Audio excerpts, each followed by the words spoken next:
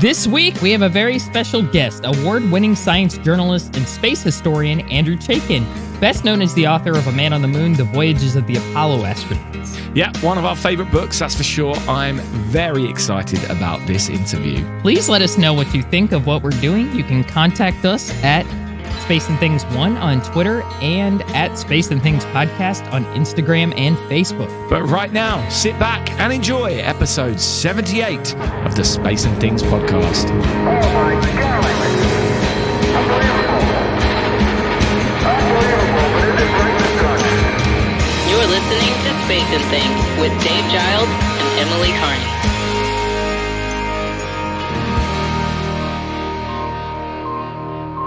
I'm Emily Carney. And I'm Dave Giles, and welcome to episode 78 of our podcast. Now, we've got so much to get through today. We've got a fantastic interview coming up. But firstly, very briefly, Emily, how was your birthday and how was the Epcot Center?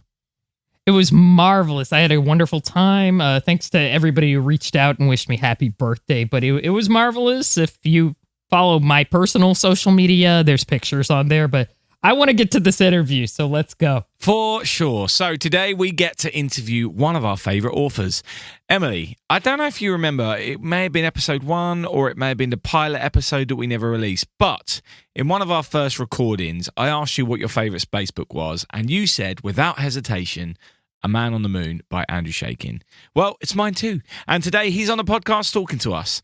Andrew has been writing about space and science for more than 3 decades now, but is still best known for A Man on the Moon, which was first released back in 1994. It was the main basis for Tom Hanks's 12-part HBO miniseries From the Earth to the Moon, which won the Emmy for Best Miniseries in 1998. The book took him 8 years to research and write, and that included over 150 hours of personal interviews with 23 of the 24 lunar astronauts. Unfortunately, Jack Swigert had already passed away. He has been published in pretty much all the top space-related publications and has appeared as a science and space expert on some of the biggest radio and TV programs. He's written a number of other books as well, and Dave will list these in the show notes for you to check out. He's also one of the founding members of the International Association of Astronomical Artists. So, without any further ado, let's speak to Andrew Chaikin. Okay, we're off to a good start. Play it cool. All right, welcome, Andrew or Andy. Thank you so much for joining us today. We really appreciate you being on our show. I'll begin with like a softball type question. So, well, does that mean there'll be hardball questions later? Oh, yes. Yeah, we're going to interrogate you later. No, I'm joking. Okay, I'll be prepared. I'll be ready. So let's just go right back to the beginning. What got you interested in spaceflight history?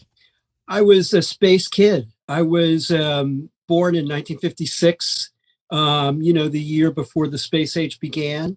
And so by the time I was old enough to read, there were all these books about what it would be like to go to other worlds. Nobody had been in space yet, or they were just starting. I mean, I was not quite 5 when Gagarin and Shepard made the first human space flights. But I mean, I had my childhood astronomy books with artistic representations, these great renderings of astronauts walking on the moon and going to Mars and the rings of Saturn. And I was just so completely on board with all of that. It was just the most exciting thing to me. And as I grew up, the space program was kind of growing up with me. So I was 9 when Ed White made the first American walk in space, and these incredible pictures of him in Life magazine. I was glued to the TV for every Apollo mission. I had my little mission control in the den with, my Revell model kits of the spacecraft and the Saturn V, and had maps of the moon, all that stuff. So I was really caught up in it. And right around that time, 71, there were Mars missions going on. Plus the moon missions had geology in them because the astronauts were picking up moon rocks. So I got more and more drawn to the science that was going on. I ended up going to college to study geology. Actually was a student intern on the Viking landing, the first Mars landing. But I kind of had this identity crisis after college because I had always wanted to be an astronaut. But I had a medical problem growing up that I finally came to grips with the fact that there was no way NASA was ever going to pick me to be an astronaut. And it took me a couple of years or so, a little less than a couple of years, to settle into, actually by accident, to become a science journalist and write about space instead of doing science. Because I really realized I need to do something that's more right brain than practicing science. So I really felt like that was my sweet spot, you know. And I started writing it at a place called Sky and Telescope magazine, which was a great place to learn to be a science journalist. I really enjoyed working there. And then it was like summer of 1984. I had this desire to do a book, and I realized what I really wanted to do was a book about the Apollo missions and specifically the experiences of the Apollo astronauts. And that's what started me off on that quest to talk to the guys who went to the moon, ask them about their experiences. It took me 8 years to do that and to write the book, but that's what turned me into a space historian. Mm. Well, before we get into the book, you mentioned there about the start of your career as a journalist. I'm sure the industry has changed massively, but people still want to know about how people got their breaks in these kind of industries. So I'm wondering if you want to shed some light on how it happened for you. Well, like I say, I got into it by accident. It's funny because my mom was a writer of some note. I mean, she had short stories that were included in the anthology called Best American Short Stories, including a story that she wrote called Waiting for Astronauts, which was loosely based on my own experience as a kid. The first time my parents took me down to the Kennedy Space Center, and by luck, we happened to be staying at the motel where the astronauts all stayed, and I got to meet a bunch of them, Wow. including Alan Bean, who became a lifelong friend, not at that time, but later. So despite my mom's involvement with that and my witnessing her at the typewriter, it never occurred to me to be a writer. But like I said, I had this identity crisis. I really didn't know what the heck I wanted to do when I got out of college. I had this geology degree. I loved the subject of planetary science, but I didn't want to do it. And I worked for Farouk El-Baz, whose name you may know, since he was one of the scientists who trained, one of the geologists who trained the astronauts to explore the moon from orbit. He was my first boss. I worked for him at the Air and Space Museum as a research assistant. I actually have my name on a paper in the journal Icarus about Martian dark markings. But I left that after about a year and a half to go backpacking in Europe, which was kind of a big thing to do at that time, 1980. And I didn't know what I wanted to do. I thought maybe I'd try to become a singer-songwriter because that's another really big interest of mine. But I decided to find a day job that would be something I would enjoy. And I was really focused on Boston as a place to live. And I called my old professor from Brown University, Jim Head, another name you may know because he not only was involved in the training of the Apollo astronauts, but is still a very prominent planetary geologist. And I said to Jim, what do you know about in Boston that's space related? He said, give Kelly Beatty at Sky and Telescope a call. Well, Kelly Beatty was one of the upper echelon editors at the magazine. He ended up hiring me to work on a book called The New Solar System. And that was my entree into writing about science. And when that project was done, I stayed on the magazine as an editor. And I was writing about the early shuttle missions, for example. The early 1980s was a time when science journalism was really growing. There were a lot of publications, and I started freelancing in addition to my work at Sky and Telescope. So I was getting more exposure, I was getting more experience, and it just felt like, okay, the next step is to write a book. And I really was so obsessed with Apollo that it didn't take me long to kind of gravitate to that. So I left Sky and Telescope in 1986 to work on the book full time, got a book contract, and the rest is, well, it's literally history, space history. So let's talk about, we're just at the moment and we just arrived at it. Let's talk a little bit about A Man on the Moon, the book that came out of that. And that book was, I think, for a lot of us in this community, really was a cultural reset. I mean, it really just changed really how a lot of us just looked at Apollo history. So how did you set about doing that project? And, what was the motivation at the beginning and kind of, I guess, at the end as well? Well, first of all, I'd love to hear more after I go through this. I'd love to hear more from you about what that reset was, because I'm not sure I've ever heard that. But I had a really strong feeling that there was a gap in the books about Apollo, that nobody had captured what it's like to go to the moon in a way that made me feel like I was there. And not just for one mission. Mike Collins wrote a fabulous book, right? I mean, the best of all of the Apollo astronaut books, Carrying the Fire.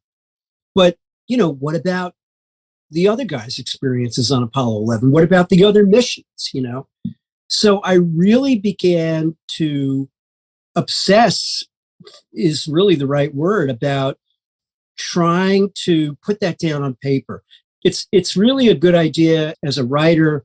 It's really a good idea to be able to have your mission statement. It's good in any endeavor, but your mission statement be very clear so you can express it to other people, and so that it sort of acts like a signpost for the writer. And my mission statement was, my bumper sticker was, what is it like to go to the moon, and how did it affect the people who went? I know how I feel watching the full moon come up, or any phase of the moon.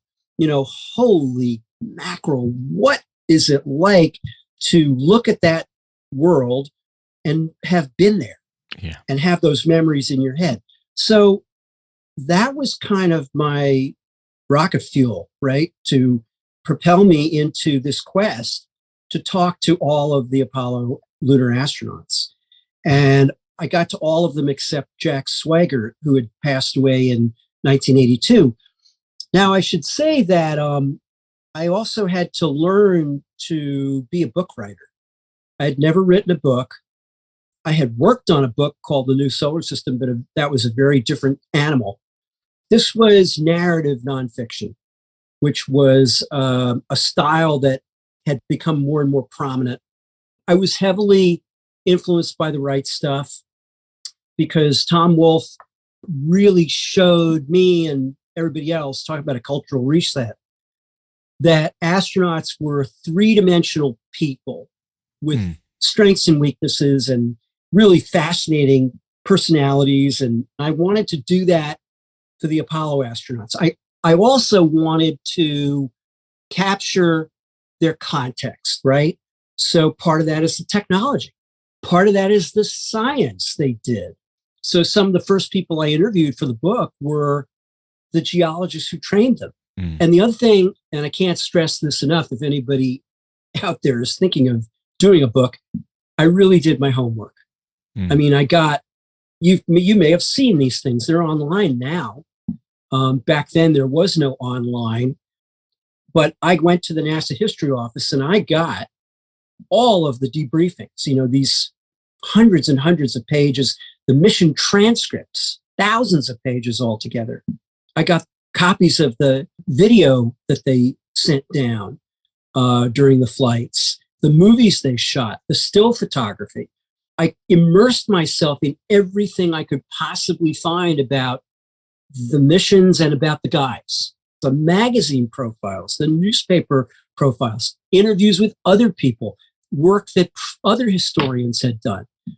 I really steeped myself in it. And one of my favorite recollections, the very first lunar astronaut that I interviewed was Pete Conrad. And at one point he said, geez, you know more about the mission than I do, And that was just great. I just really reveled in that experience.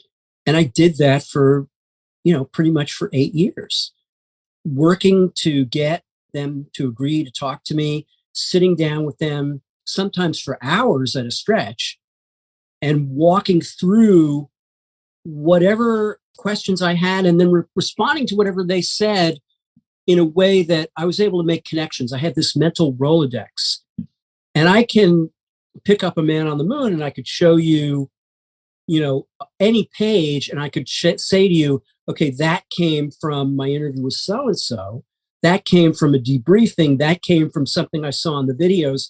And you just find a way to meld all those things together.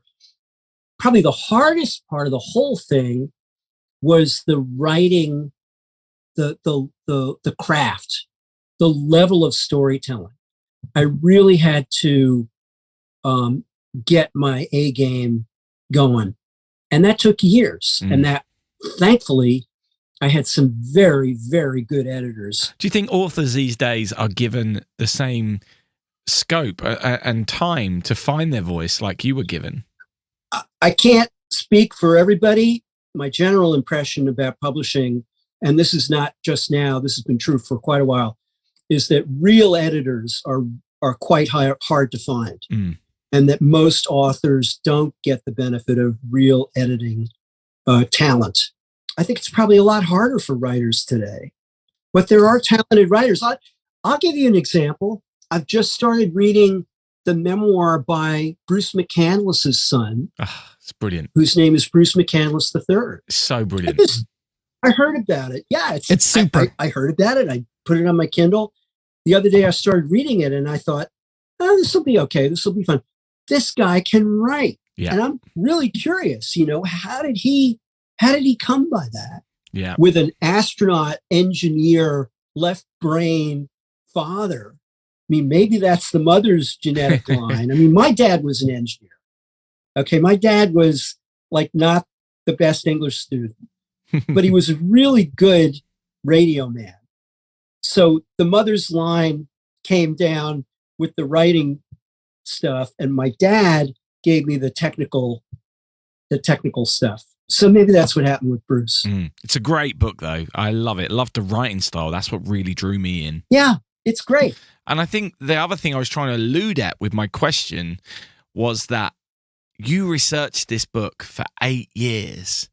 And I'm not sure that many books these days get the opportunity to have that level of research. And, you were able to interview 23 of the 24 people who went to the moon, which is pretty special. And obviously that's not something that modern authors can do. But within all that research, within all that research, what was the biggest surprise within all those interviews? I went into it with my own expectations of what the moon experience would be. And I was coming from a place of watching the moon come up and just being blown away by what went through my brain as I watched the moon come up and thinking, oh my God, it must just be so unbelievably, incredibly beyond your experience, beyond human experience to be there. And I thought, that's gotta blow every fuse in your head for a little while, my shorthand for this was, I called it a zap. That's gotta be a zap. Mm. Well, guess what? These guys were not like me, right? Most of them had flown high performance aircraft for a living. They were from a different generation than me, where guys didn't think a lot about what they felt. They thought more about what they had to do. And they were, by the nature of their work, they had to be people who were not prone to self-examine and stop in the middle of an experience and say, my God, look at me. So most of them didn't have this kind of, my God, I'm on the moon feeling, at least not for that long. Now there were, but I should say this, I don't want to speak in absolutes here, because it's really a spectrum. Okay. So at one end of the spectrum, you've got Pete Conrad. And Pete Conrad insisted to me that he was the same guy before he went to the moon as he was after he went to the moon. And I've no reason not to believe that. Everything that I've heard from the other guys, everything about Pete supports that. But the guy who went to the lunar surface with him, Alan Bean, was more open to the impact of the experience. He described it to me. Alan described it to me as he said, it's like you're in the Super Bowl. And Pete was like Joe Montana, the veteran quarterback. Alan was like, I can't believe we're in the Super Bowl. And Pete was like, yeah, we're in the Super Bowl. Let's play. And that's a really good distillation of the difference between those two guys. Then you've got Ed Mitchell, who's all the way at the other end of the spectrum. Ed Mitchell was a hard-ass, macho test pilot, but had this interest in ESP and psychic phenomena before he went to the moon. And he did the little experiment that you've heard about with the ESP and stuff.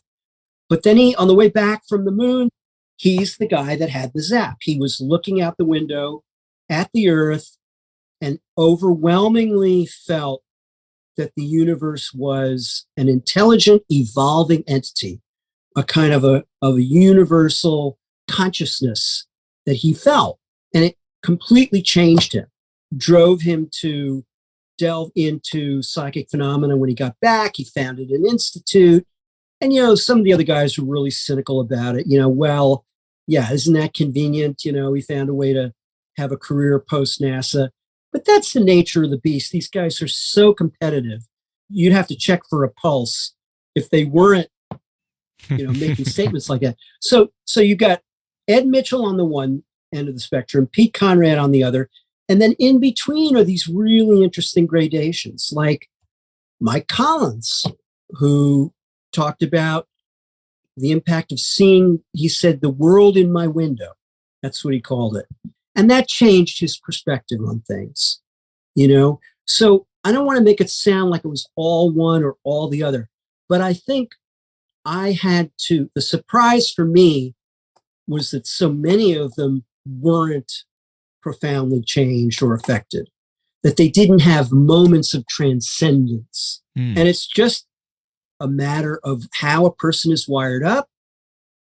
And a lot of the things that would make me have the response I do would make me not a good shuttle astronaut or ISS astronaut. I'd be a great space tourist. Yeah, me too. I still hope, to get to demonstrate that. So, that was the biggest surprise to me. And I'll just give you one anecdote that kind of sums that up. Ron Evans, bless him, was just such a sweet guy. And I have to recommend Jeffrey Bowman's biography of Ron, which came out in the last year or so. Really should check that out. He was one of the early interviews that I did in 1986. And we'd spent some time talking at the house. And I'd kind of been trying to go after him about this moment of life-changing transcendence, that, and we were taking a walk. And I said, but Ron, what about the experience of seeing the Earth shrink to the size of your thumb? What about seeing it get so small? And he thought for a second and he said, it was supposed to get small. And that's it right there. And we actually kind of laughed about the idea that maybe the distance between different types of people is more of a distance than going from the Earth to the moon, slightly facile construction on my part, but still fun. So that was the biggest surprise. We've had a few questions from a couple of our Patreon subscribers, and one of them is relevant here. Todd Oliver, who is our chief meme officer, has asked, how bummed were you that you were unable to speak to Jack Swigert, and did others help to give him a voice during your research? Oh, good question. I wasn't majorly bummed because I just, it's nothing I could change. I did get some help from the late Al Reinert, who you probably know created the film For All Mankind and had been one of my great influences because he wrote a wonderful piece in actually a couple of articles in a magazine called Texas Monthly that came out right around the time I was deciding to do the book about his experiences interviewing the guys. And he very kindly lent me gave me a cassette copy of his interview with Jack Swigert. So I did get a little touch of that. But, I just adjusted my storytelling. In general, I had to do that, right? I mean, I had to adjust the narrative to match where was the most interesting stuff. I'll give you one example. Okay, so three guys, Al Worden, Ken Mattingly, and Ron Evans, got to do that spacewalk halfway between the moon and the Earth. I ended up getting the most interesting stuff about that from Ken Mattingly.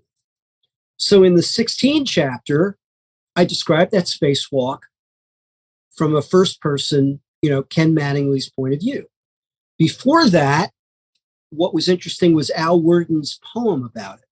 So I included the poem. I didn't even describe the spacewalk in the narrative of the mission. And then go to Apollo 17. The really interesting point of view there was Stu Ruzza, who had trained to do that spacewalk as a backup, knew he'd never get to do it unless Ron Evans broke his leg, and was really kind of bittersweet, verging on melancholy, watching him do that from Mission Control. So that's what I did for that. That stuff is really fun. Hey, this is great. Talk about being a spaceman. This is it. So once the book was out, how did you end up connecting with Tom Hanks? And how involved were you with the miniseries From the Earth to the Moon? That's a really fun story. So I had a friend who had gone out to Los Angeles to be a screenwriter. She's got a lot of good credits to her name, including the Wives episode of the miniseries. Her name is Karen Jansen. Anyway, she hooked me up with the guy who was the production designer on the movie. Very sweet guy named Michael Kornblith, who was responsible for making all the houses look like the 60s. That was the Apollo 13 set, right? Just to That's clarify. right. Yeah, I'm sorry. The Apollo 13 movie, I skipped a frame there. Yeah, so my book came out in the spring of 94, and Jim Lovell's book came out like a couple of months after that. And I knew Jeff Kluger by that time. He'd actually been an editor of mine for freelance work on Discover magazine. I knew he wanted to write the book on Apollo 13. I said, Jeff, I'm actually covering Apollo 13. Well, that didn't stop him, of course. And he did a great job on that book. And anyway, the movie announcement came out, and I thought, oh, man, they're making a movie of Jeff's book. They're never going to make a movie of my book now. And got to go to the set twice, actually. And during those visits, I met Tom Hanks. He and I are the same age. We're like born a few weeks apart. He grew up loving the space program, told me stories about getting in the swimming pool to pretend he was Ed White, just like I did, only he was smarter about it because he had a brick in his swim trunks to hold him under the water and a garden hose to suck air, I tried to kind of say, well, gee, it'd be fun to connect sometime, and anyway, a few months later, I get this call, answering machine message, Andy Chaikin, this is Tom Hanks. I don't know how I got your number, but I did. It's 4:00 in Los Angeles. This is my private line. Please don't give it out. Give me a call. I want to talk to you about something. Well, that turned into a meeting at his hotel in New York City where he had spelled out the whole miniseries on these little cards. This is now the spring of 95. And he just brought me in on the ground floor. And so I was reading scripts kind of under the table, not officially, but he was sending them to me to look at, give comments. I got to watch the filming of episode 1, and I had this tiny little cameo as the host of Meet the Press. I came back to watch the filming of a lot of the moonwalk sequences, which was very cool. It was in an enormous blimp hangar with guys in spacesuit costumes and 50-foot helium balloons on steel cables. Amazing. So they could bounce around. I tried it myself. It was not as easy as it looked because the balloon kind of had a mind of its own. And when the miniseries came out, my wife, my future wife, watched it and bought my book and read it. Wow. And then a couple of years later, we happened to be at the same opening of the new planetarium in New York City. And she recognized me and came up to me to tell me how much she liked the book and walked away. And I'm no dummy. I followed her. And so that's how I met my soulmate and my collaborator. Wow. Now. Wow. Yeah. Wow, So wow. the miniseries was a real blessing in a lot of ways. And Tom Hanks is a great, great guy. Great to work with. It's amazing to hear. That's a great story. Right, before we move on from a man on the moon, we have another Patreon question from Thomas Seidel, who would like to know your experience about putting together the folio version of the book, which came out, I think, last year, which is stunning. Did you have much to do with that, or is that something that's done by publishers? And No. I've had that experience twice of doing an illustrated edition. The first time was Time Life Books in 1999, and I don't think they were quite prepared for me because I basically just made myself part of the team, the production of the book, and I did a lot of the photo selection then. But for folio, it was even more. I selected all the photos, and this is the Folio Society, by the way. So if anybody's interested, just go to the Folio Society website. It's a 2-volume illustrated edition. And they came to me in 2019, and then it got going in the spring of 2020 during the pandemic. It was kind of my pandemic, what I did in the pandemic project. I spent about 6 months picking photographs with my wife's assistants, Vicky Kohl, and did a ton of Photoshop work on every photo. Every single one of them needed either some color correction or brightness correction. I made mosaics and I took out all the little crosshairs because I wanted it to just be clean, like you were looking through a window into the astronauts' experiences. That was really fun. I put in some stuff there that is either rare or previously completely unseen. I have a friend in the Boston area who does unbelievable image processing work.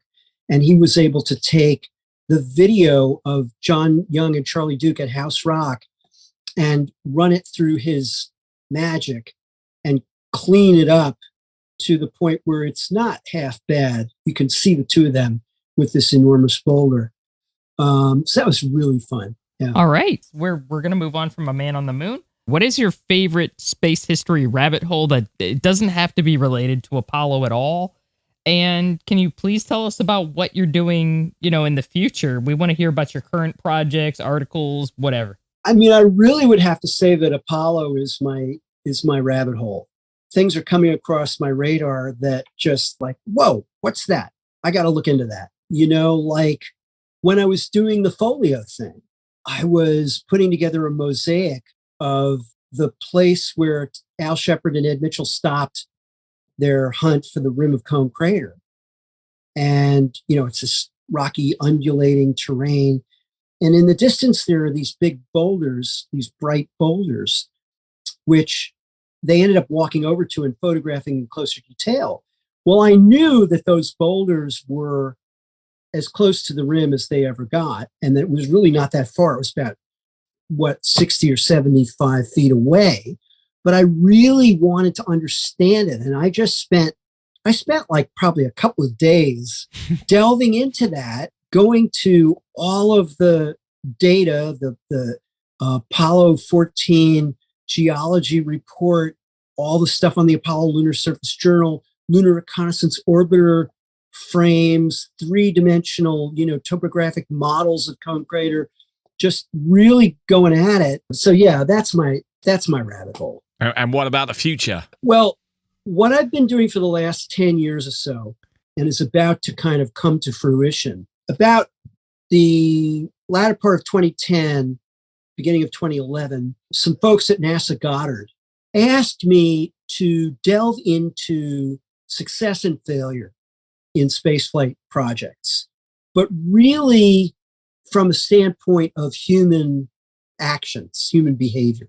And I became completely fascinated and hooked on that question of what is the mindset, the mode of thinking, the attitudes, beliefs, assumptions that you need to bring to the work in something as unforgiving as spaceflight. We all know about the O-rings that caused Challenger to explode. But what were people thinking that led to that happening? What were people thinking that led to the Apollo fire? What were people thinking that led to Columbia? I have been working on this for the last 10 years, as I say, more than 10 years, really. And I put together a framework of behaviors that I call success behaviors, which come right out of Apollo. Apollo is the model for how to do it right. It's the closest thing we've ever had in human spaceflight to a perfect program. So I'm not talking about the astronauts here. I'm talking about the engineers and the managers and those people, the mission teams who are in there at the very beginning and have to see this thing from an idea to actually pulling it off. And so I've developed a whole framework based on Apollo, based on what the people who were there have had to say about it, based on a lot of other historians' work, based on a ton of oral history interviews, documents, everything, just what I did for A Man on the Moon. So I've got success behaviors. I've also got failure behaviors. Failure behaviors are things like overconfidence, hubris, right?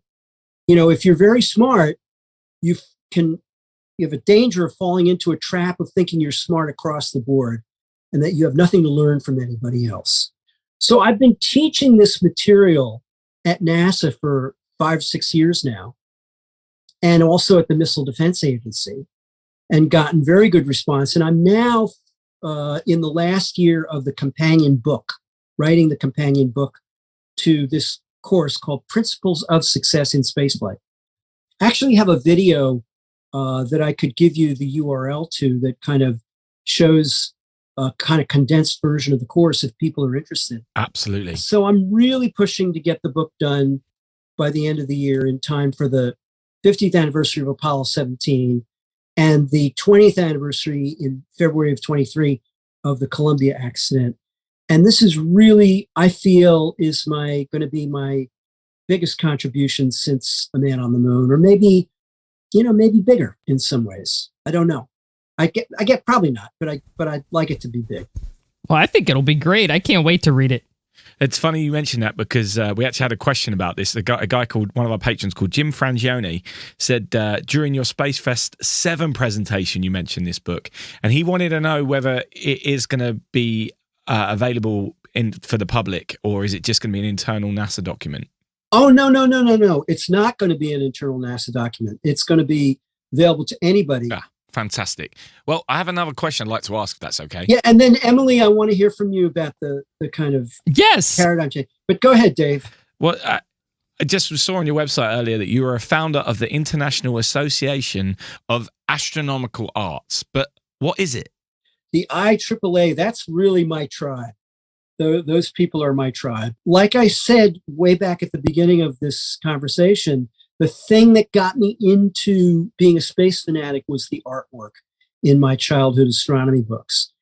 And space art has always been really big in my personal cosmology. And I have been fortunate to have become part of, way back beginning in 1982 when I was at Sky and Telescope, I started hanging out. I was invited to hang out with this group of space artists who would go to places where they could find landscapes that either looked like the moon or Mars. We did a workshop in 82 in Hawaii.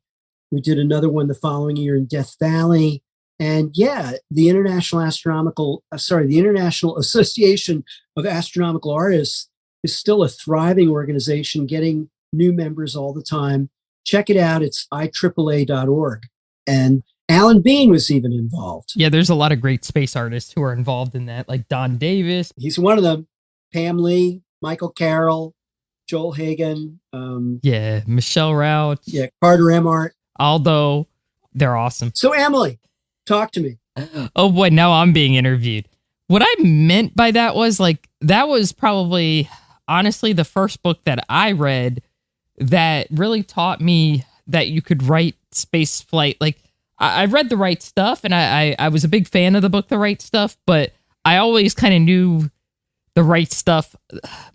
I hate saying this. There's some embellishments in it, right? Yeah, It's kind of, it's true. there's a lot of dramatization in it. You know, it's almost like sort of a novel in a way. But Right. the thing is, A Man on the Moon was like a novel, but it's real. It's not a novel. So it kept you engaged. Like I'd read some space history to that point, but a lot of it was reference work, or it was NASA books that read like reference works. That very Right. just dry, you know, they didn't talk much about the people on board the mission. I'm like, I want to know about the guys. Like, I want to know about their personalities. I want to know about, you know, were there conflicts? Were there, you know, just stuff like that. I was interested more in that. You know, how did they get to where they were? You know, how do you get to that circumstance where you're just walking on the moon? Yeah. A Man on the Moon was the first book I think that I read that really tackled that. And it's become like, God, now I don't want to sound too butt kissy, but if Man on the Moon hadn't been published, I don't think I'd be doing what I'm doing now at all. I haven't written a book, but I like that kind of writing where I like to come from every different person's perspective. Like, okay, how did this person see this situation? How did this other person in the same place see the exact same situation? How did the third person see it? You know, and how did maybe somebody overseeing it see it? I like to compile all their words together, and A Man on the Moon was the first book that I saw that did that. I mean, it's really like, okay, this is about as accurate as it's going to get, and it's fun to read. You know, it's not like reading a technical report. Like, technical reports are nice, but they're not exciting. You're just like, it's very clinical, you know? So, yeah, so that's really what I meant by a cultural reset, and I think a lot of people feel the same way. You know, I think a lot of spaceflight writers in particular, I think a lot of us feel the same way. Like, I don't think if A Man on the Moon existed, we would have like the Colin Burgess series, The People's History of Spaceflight. I don't think that would exist. And I'm not saying it's not, you know, it's not an original idea by Colin, but I think it's like, It paved the way. yeah, it paved the way for that kind of series where it was more like sort of narrative nonfiction versus just like a technical report. Does that make sense? Oh yeah, and it feels so good to hear it, you know? I mean, it just really is gratifying. Not that you have to include this in the podcast. You probably just cut all this out. You know, as fabulous as The Right Stuff was, even with its embellishments, which were really a lot of the fun of reading it, but he didn't focus on the experience of the flights, right? He was talking about the personalities of the guys and the kind of cultural context of it, the Cold War, you know, heroic aspect. Not a lot about the experience of the flight. And so that was still kind of wide open after The Right Stuff in a lot of ways. So yeah, that's what you get for having an astronaut wannabe turn into a writer. That's awesome. Yeah, I think I can relate to that. Anyway, Andrew, thank you so much for joining us. This has been wonderful. We hope to talk to you again sometime. Thank you. My pleasure. Company, we read you loud and clear. And for your info, Flipper got a visual on you, and he also picked up Surveyor. Hey, Oscar. Hey, where are we? Well, that was just wonderful, wasn't it? Yes, that was amazing. That was really cool. Like whenever anybody's like, "Hey, I want to read a book about the Apollo program," this is the one I'm like, "You got to get A Man on the Moon. You have to get it. Absolutely. No, you don't have a choice. This is it." You know. What amazes me is it was 8 years' work as well. I think that's the incredible thing about this sheer amount of research he did, all those interviews, and yet the book isn't massive, right? It's not going to weigh down your suitcase if it's in your suitcase. You know, you can walk around with this, and yet it's got 8 years worth of experience, over 150 hours worth of interviews that he had to do to get all this information, and it's his first book. Yeah. I mean, that you combine those two things, all that work, and having to try and put that together into creating a book and a narrative and all that kind of stuff, and to have done it so successfully, that's special. That's a real special achievement. You know, one, not everyone gets access to the level of things that he had access to, which was amazing. Two, just because you've had access to it doesn't mean it's going to be any good. And somehow he got the access and he turned it into something that's good. I mean, there's an element of luck in that as well, isn't there? That he was the guy that got to talk to those 23 people at the time before, when only one of the 24 had died. He was at the right time to get that information, but also he was the right person, clearly, to be that person to have it, because he could tell the story. Exactly. And that's not a given. And somehow he managed to do it. And going forward, I think it is going to be one of the documents that is looked at by people studying this era. I really believe that. What I love about A Man on the Moon as well is I feel like as a writer, he's very humble. Like the way he approached the book, he didn't come across as like a fanboy of Apollo. Yeah. I'll be the first to admit I'm a huge fan.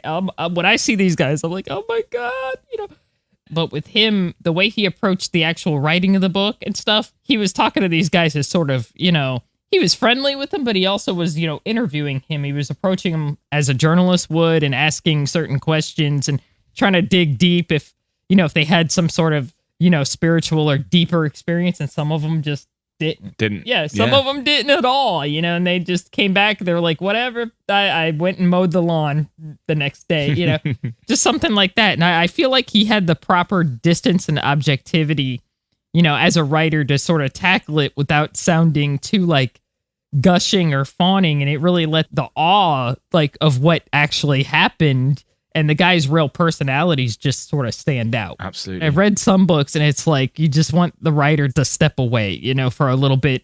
There's too much of them in it, and you're like, I agree. Yeah. I'm really looking forward to this leadership book as well. I think that's exciting, and hopefully he'll come and talk to us when that's due out, and we can delve deeper into that, because I think that's worthy of a podcast in its own right. Yes. So hopefully we'll get to do that. Yeah, I could see us doing several about that, because that's something, I'll keep this short, but that's something that's always interested in me, is incident enabling factors, which is stuff that contributes to an incident. Like it could be a decade or two before something actually happens, like sort of like the snowflake that pushes the rock that pushes the avalanche almost. Yeah, absolutely. I think he's interested in that kind of stuff too. So I'm really excited to read that, because I love thinking about that stuff, because you got to look at that stuff. Yeah. And the video he talked about will, of course, be in the show notes. But as always, if you are one of our Patreon subscribers, you can watch the full unedited video of our interview with Andrew in our members area, which you can find at patreon.com/space and things. And if you've not checked it out yet, please do, because it really does make a huge difference to us. I'll also be putting links to all things Andrew Chaikin in our show notes, so check them out as well on our website, spaceandthingspodcast.com. Don't move it till I see it. It's all over. Orange. Don't move it till I see it. I've stirred it up with my feet. Hey, it is. I can see it from here. It's orange. Wait a minute, I put my visor up. It's still orange. Sure it is. And so on to this week's news stories. There have been just 2 launches since our last recording. I am pleased to say that the Antares rocket, which carried the Moon Gallery, which we featured in last week's podcast, successfully launched on Saturday the 19th of February from Wallops Flight Facility in Virginia. And the Cygnus cargo ship has docked successfully with the International Space Station. So yes, there is now an art gallery on the ISS, and hopefully we'll get some images of it very soon. If you don't know what I'm on about, check out episode 77. Also, on Monday the 21st of February, SpaceX put another 46 Starlink satellites into orbit on board a Falcon 9 rocket from Kennedy Space Center in Florida. So, we have yet another update from everybody's favorite story. Yes! Yes! Last week, everybody's like, oh no, what? Last week, we mentioned that the rocket, which is out of control and headed for a crash landing on the moon, wasn't the SpaceX Falcon 9 rocket, which launched in February 2015, but was, in fact, a Chinese rocket that launched in 2014. Well, according to a Chinese government website, the rocket in question burned up in the atmosphere after launching, so they don't think it's them, and they've even presented some tracking data from the U.S. Space Force, which seems to back them up. Well, this is now becoming a bit of a mystery. Maybe Steven Spielberg will direct this one. What do you think? Yeah, I think John Williams doing the soundtrack is what we really need. Yeah. Does anybody know what this damn thing is? In a world. In a world where we have no idea what this thing orbiting the moon is. I don't know. Anyway, meanwhile, the Solar Orbiter spacecraft has captured a huge eruption from the surface of the sun. These are also called solar prominences. According to a statement from ESA, solar prominences are large structures of tangled magnetic field lines that keep dense concentrations of solar plasma suspended above the sun's surface, sometimes taking the form of arching loops. Did you get that? Because there'll be a pop quiz in next week's show. This image really is quite spectacular. It's the largest event ever to be observed in a single image alongside the full solar disk. It's really, really quite something. So check the show notes if you've not seen it already. The Solar Orbiter is a joint NASA and ESA project, and its next close approach to the sun is on March the 26th, where it will skim past the sun at a distance that is 0.3 times the distance from sun to the Earth. Closer to home, NASA has successfully retested the Artemis 1 rocket core stage engines after replacing a faulty control mechanism in one of those engines. It is now hoped that Artemis 1 will launch in April and will hopefully be rolled out to the pad in March for a dress rehearsal. Oh, I can't wait. Oh, same. Hey, I got a story from my country. Well, I mean, it's from Britain, but actually it's a Welsh story, so it depends what mood I'm in as to whether it's my country or not. Anyway. Oh, boy. The Welsh government has announced that it's planning to launch rockets at sea and build satellites that will act as mini factories. I'm not sure what that means. But in a bid to boost Wales's space industry, space has been one of the UK's fastest growing sectors with 42,000 jobs in the UK, but only 1% of those jobs are in Wales. Okay, I've got this information from a BBC article. And as always with BBC Space articles, I'm a bit confused. Anyway, it says that the government has announced these plans, but then the article highlights a number of private companies and their plans. So it's not clear whether the government are investing in this or not, or just trying to promote it. But it says that the government is hoping that the space sector will bring in up to 2 billion into the Welsh economy. So I'm a bit confused. Anyway, space in Wales. Yes. Might be happening. BBC space journalism at its finest there for you.